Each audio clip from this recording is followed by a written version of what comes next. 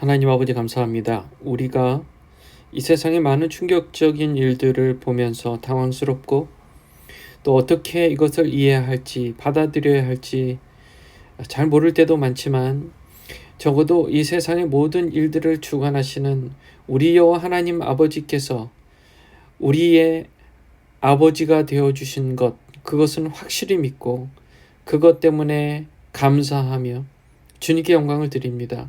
하나님, 우리에게 세상에서 일어난 일들을 보고 하나님 안에서 평안을 누리며 하나님의 뜻을 알아가도록 주님 지혜와 명철을 더해 주시옵소서. 예수님의 이름으로 기도합니다. 아멘. 요한복음 12장 12절에서 19절까지의 말씀을 함께 은혜를 나누겠습니다. 자, 그저께 한국의 대전의 한 초등학교에서 현직 교사가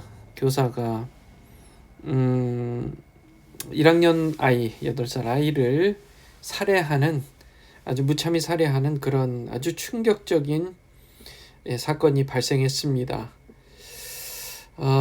이 교사가 그러니까 선생님이 같은 초등학교의 아이를 칼로 그렇게 살해했다는 것이 너무너무 충격적이고 이것을 어떻게 받아들여야 될지 다들 우리가 지금 이게 당황스러운 일이에요. 너무너무 당황스러운 일입니다.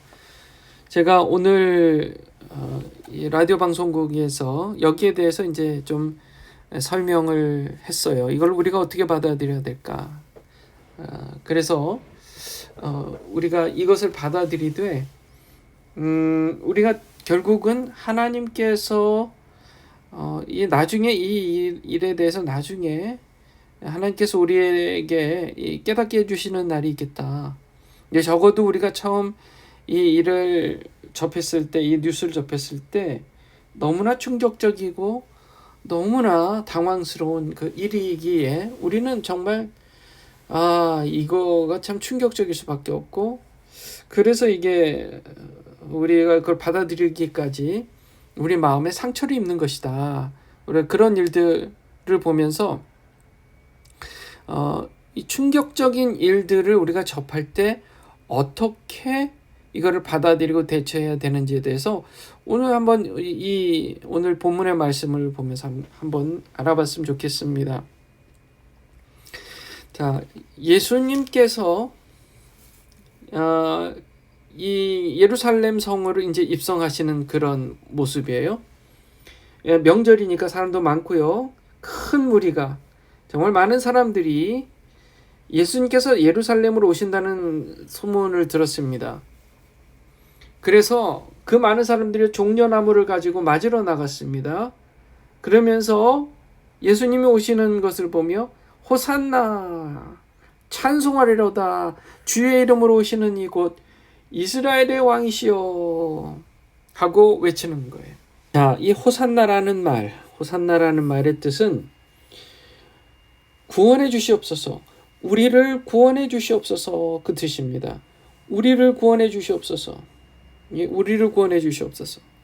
그러니까 이 모든 군중들, 이 큰 무리가 예수님을 누구로 생각했다고요? 저분은 우리를 구원해주다. 주의 이름으로 오시는 이곳 이스라엘의 왕이시다. 우리를 구원해 주실 분이다 라고 외친 거예요. 우리를 구원해 주실 분이다. 이스라엘의 왕이시여 하는 겁니다. 이걸 잘 기억해 놓으세요. 이스라엘의 왕으로서 우리를 구원할 분이다. 이게 무슨 뜻이에요? 이들의 생각은 정치적으로 자기들을 로마의 식민 지배에서 벗어나게 해줄 분이다. 그런 의미가 있는 거예요. 예수는 한 어린 나귀를 보고 타셨습니다. 예수님이요, 뭘 타고 들어오셨다고요? 어린 나귀 한 마리를 그 등에 타고 들어오신 거예요. 자, 구약에 이는 기록된 바 시온 따라 두려워하지 말라. 보라, 너의 왕이 나귀 새끼를 타고 오신 다음과 같더라. 예수님께서 일부러 나귀를 타고 들어오셨어요. 왜냐하면 구약에 예수님에 대한 예언들이 하나하나 성취되면서 그 중에 하나가 또 이렇게 성취되고 있었던 겁니다. 자, 제자들은요, 처음에 이 일을 깨닫지 못했어요. 뭘요? 아니, 왜 나귀 새끼를 타고 이렇게 들어오시지? 라고 궁금했던 거예요. 왜 굳이 나귀를 타고 들어오실까 했는데, 나중에 예수님께서 십자가 못 박히신 후에 부활하고 나서 시간이 지난 후에야 이 지금 구약의 말씀이 예수님에 대해서 기록된 것이구나 라는 것을 깨달아 알았다는 겁니다. 그때는 몰랐다는 거예요. 그때는. 자, 보세요.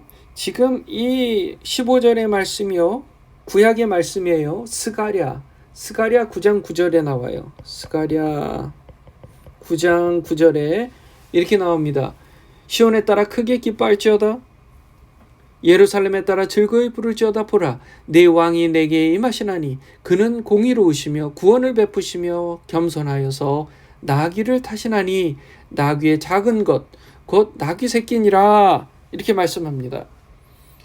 그러니까 지금 이미 스가랴 선지자를 통해서 이스라엘 백성들에게 주셨던 예언, 즉 그들의 왕이 결국은 임하여서 공의롭게 구원을 베푸실 분인데 나귀 새끼를 타고 들어오신다.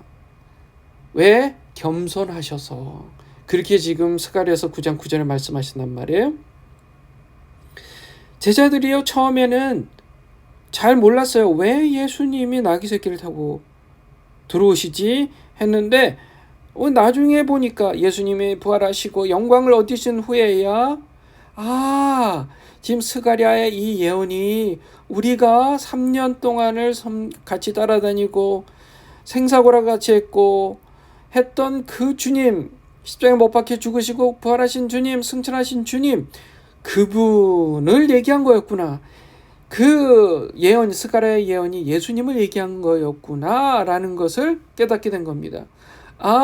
예수님께서 나귀를 타고 들어오신 이유가 겸손하게 공의롭게 이 땅에 오셔서 구원하시는 그 사역을 감당하신 거구나, 구원자셨구나 라는 것을 깨달은 겁니다. 깨달은 거예요. 그때 맞아 예루살렘에 들어오실 때 종려나무를 가지고 많은 사람들이 호산나 호산나 우리를 구원하소서 이스라엘의 왕이시여 라고 정말 외치고 또 외쳤던 그게 바로 스가랴가 얘기했던 그 예언의 성취였구나, 성취의 장면이었구나 라는 것을 깨달았던 거예요. 나사로를 무덤에서 불러내요. 사실 이 사람들이 많이 모인 이유가 지금 나사로가 전에 죽었었는데 예수님께서 살리셨잖아요. 무덤에서 나사로야 나오너라. 그 죽은 지 사흘이 지났는데, 썩은 냄새가 날 정도로 다 죽은 지 사흘이 지났는데 걸어 나왔단 말이에요. 이거를 현장에서 본 사람들이 있을 거 아니에요. 이 사람들이 사람들에게 전한 거예요. 증언한 거예요. 여기 보면 증언한지라. 이에 무리가 예수님을 맞으면 이 표적 행하심을 들었어요. 그래서 맞은 거예요. 환영한 거예요. 환영 인파가 보통이 아니었던 거예요. 그래서 바리새인들은 서로를 보면서 야야야, 너희 하는 일이 쓸데없다. 봐라. 온 세상이 예수를 따른다 라고 생각했던 겁니다. 그러면서 이제 이들은 본격적으로 예수를 죽이지 않으면 안 되겠구나. 예수님을 이제 죽이기로 완전히 그전부터 잡으려고 했지만 이날 완전히 이제는 어쩔 수 없다, 이제 끝이다 라고 완전히 확정하는 그런 시간이 된 거예요. 자, 우리가 이제 충격적인 일이다라고 우리 앞서 제가 얘기했습니다. 보면 자, 예수님께서 예루살렘에 지금 입성하실 때에 사람들이 종려나무 가지를 가지고 나와서 호산나 호산나 외칩니다. 매우 충격적인 사건이에요. 보세요. 만약에 우리가 지금 뉴스를 보는데 어느 동네에 어느 도시에 모든 인파가 다 쏟아져 나와서 어떤 한 사람을 추앙하고 환영하는 거예요. 그런 모습을 보면 우리가 어떨까요? 와, 놀라는 거죠. 와, 놀라는 거죠. 그런데 그렇게 대단한 사람들이 그렇게 존경하고 왕으로 섬기길 원하는 사람인데, 아이고, 이게 나귀를 타고 들어오는 거예요. 이 나귀라는 거는 뭐냐면, 이게 신분적으로 또 경제적으로 굉장히 어려운 사람들이 사용하는 그런 운송 수단이었습니다. 짐을 싣거나 뭐 사람이 탈 수도 있었는데, 그러니까 부자들은 뭐 말을 타고 다녔을 텐데요. 그리고 군인들, 강한 군인들도 말을 타고 다녔는데, 이렇게 천민들은 나귀를 탔습니다. 그래, 이것도 굉장히 충격적인 일이에요. 자, 예수님이 예루살렘 들어와서 사람들이 호산나 외치는 것도 충격적인 일이고, 예수님이 나귀를 타고 들어온 것도 충격적인 일인데, 그거를 지금 이렇게 얘기해요. 왕이 나귀 새끼를 타고, 왕이 나귀 새끼를 타고. 이미 스가랴서에 예언한 이야기, 내 왕이 내게 임하시니 나귀 곧 나귀 새끼를 타시나니 라고 그렇게 얘기한 것부터가 굉장히 파격적이고 충격적인 얘기입니다. 그렇잖아요. 지금으로 치면 대통령이 어느 도시의 환영 인파를 뚫고 지나가는데 티코, 옛날로 치면 티코입니다. 아주 작은 티코를 타고 들어오면서 환영을 받는 거예요. 굉장히 충격적이고 파격적인 일이었다라는 겁니다. 예수님께서 지금 이렇게 놀랍게, 아주 놀랍게 또 충격적으로 이런 일들을 행하신 거예요. 물론 이미 나사로를 무덤에서 불러내요. 죽은 자 가운데서 살리신 것도 굉장히 충격적인 사건입니다. 아주 충격적인 사건이고, 그리고 또 바리새인들이 봤을 때 야야야야 이거 어떻게 된 거냐? 저 33살밖에 안 된 청년이 지금 야 이거 온 세상 다스릴 판이다 이거. 그 사람들한테도 충격적이었던 거고요. 정말 모두에게 다 충격인 거예요. 그동안에 예수님에 대해서 별로 관심이 없던 사람들에게도 충격적인 거고요. 바리새인들, 그 종교 지도자들한테도 충격적인 거고요. 자, 그런 충격적인 일들을 지금 결국 소화해내는 데 시간이 걸린 거예요. 소화해내는 건 시간이 걸린 거예요. 지금 보면 제자들도 16절에 보면 처음에는 이 일을 깨닫지 못했다. 처음에는 이게 뭔 일이야? 접수가 안 된 겁니다. 이해하지 못했던 거예요. 그런데 나중에 돼서야 그렇구나 라고 깨닫는 겁니다. 그러니까 충격적인 일을 받아 우리가 접했을 때 처음에는 깨닫지 못해요. 깨닫지 못합니다. 그게 당연한 거예요. 그래서 시간을 갖고 그 일에 대해서 전문가들의 이야기도 듣고 또 내 상식과 내 지식을 동원해서 도대체 이게 무슨 일이야? 아니 어떻게 초등학교 교사가 자기 학교 아이를 그렇게 살해할 수가 있어? 충격적인 일이죠. 또 지금 대한민국의 대통령이 지금 현직 대통령이 어떻게 이 교도소에 가서 지금 잡혀있냐? 세상에 이게 무슨 일이야? 이 충격적인 일인 거예요.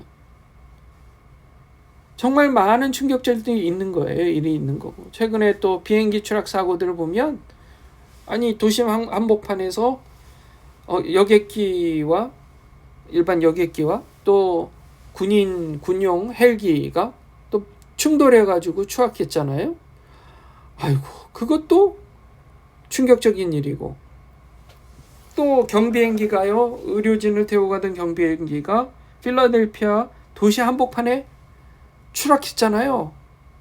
수직 강화해가지고 추락했어요. 시속 300km가 넘는 속도로 완전히 땅에 충돌했어요.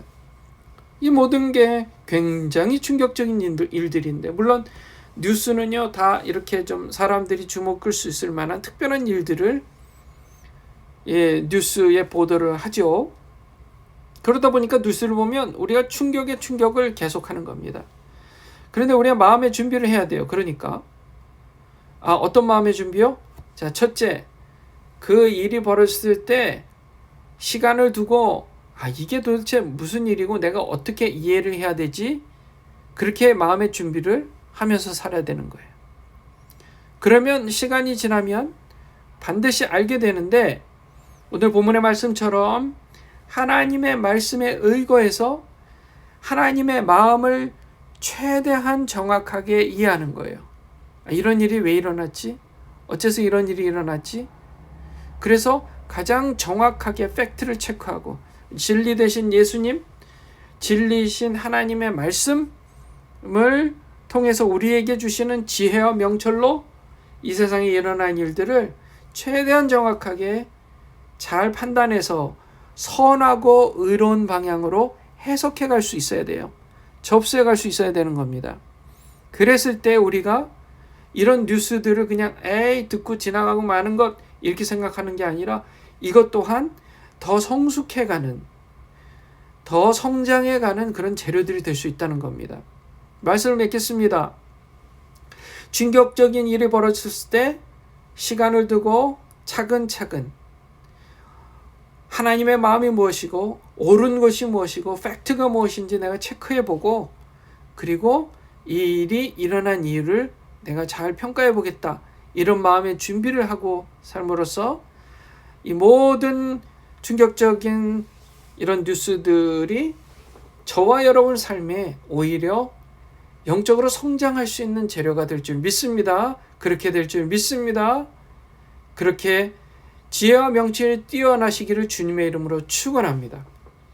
기도하겠습니다. 하나님 아버지, 이 세상의 이 세태가 정말 충격적인 일들의 연속입니다.